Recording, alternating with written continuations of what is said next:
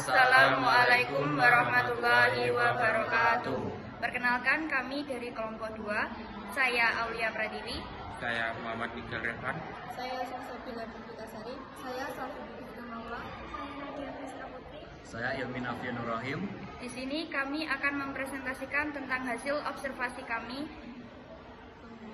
tentang pengolahan sampah organik di sekolah. Selamat menikmati.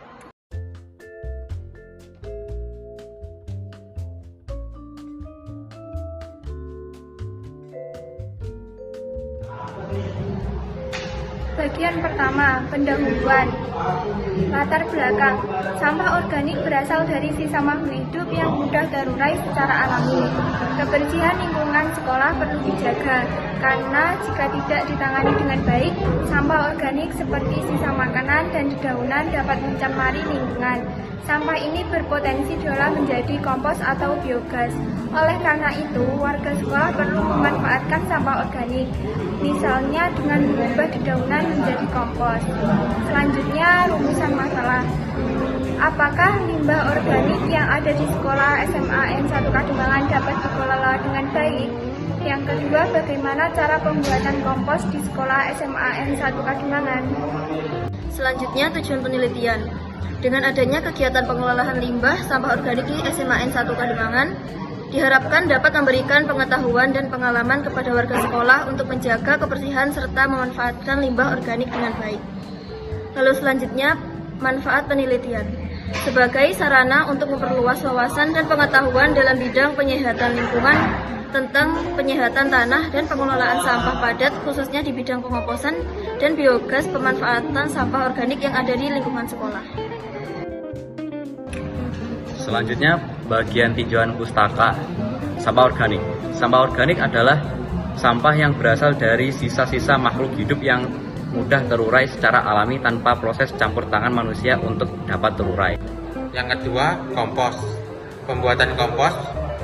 Proses pembuatan kompos organik dilakukan dengan mengumpulkan, mencacah, mencampur, dan menyimpan sampah organik di dalam wadah. Selanjutnya, langkah-langkah. Yang pertama, pisahkan sampah organik dari sampah anorganik. Yang kedua, potong-potong sampah organik menjadi ukuran 1-2 cm. Yang ketiga, siapkan wadah besar yang tertutup rapat. Yang keempat, masukkan sampah organik ke dalam wadah. Yang kelima, tambahkan tanah secukupnya, siram dengan air. Yang keenam, tambahkan arang sekam dan kapur pertanian. Yang ketujuh, siram dengan air yang dicampur E4. Yang kedelapan, masukkan lagi tanah untuk menutup sampah. Dan yang terakhir, tutup wadah dan diamkan selama 2-3 minggu. Selanjutnya, manfaat. Yang pertama, kompos dapat memperbaiki pH tanah yang asam. Yang kedua, kompos dapat memperbaiki struktur tanah. Yang ketiga, kompos dapat meningkatkan kualitas produk tanaman. Yang keempat, kompos dapat mengurangi dampak negatif sampah terhadap lingkungan. Yang ketiga, biogas. Pembuatan biogas. Proses pembuatan biogas organik melibatkan beberapa langkah, yaitu mengumpulkan limbah organik, memproses limbah organik, membuat digester anaerobik, memasukkan limbah organik ke dalam digester, menunggu proses fermentasi, dan mengumpulkan biogas yang dihasilkan. Yang selanjutnya, langkah-langkah. Pertama, kumpulkan limbah organik seperti kotoran ternak, limbah makanan, atau sisa pertanian. Selanjutnya, proses limbah organik dengan cara dihancurkan atau digiling. Buat digester anaerobik, yaitu wadah kedap udara. Masukkan limbah organik ke dalam digester. Tunggu proses fermentasi anaerobik yang dilakukan oleh mikroorganisme.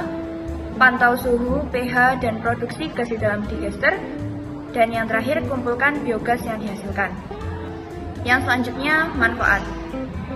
Yang pertama, membantu mengurangi pencemaran air dan tanah. Yang kedua, hasil sampingan biogas dapat dimanfaatkan sebagai pupuk organik. Yang ketiga, membantu memperlambat laju pemanasan global. Terakhir ada kesimpulan.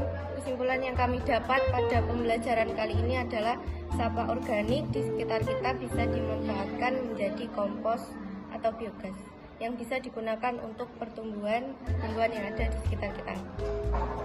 Selanjutnya ada lampiran, dokumentasi wawancara dengan pembantu pelaksana sekolah, yaitu Pak Toha. Kami dan teman-teman menanyakan tentang apakah sekolah sudah mengelola sampah organik dengan baik.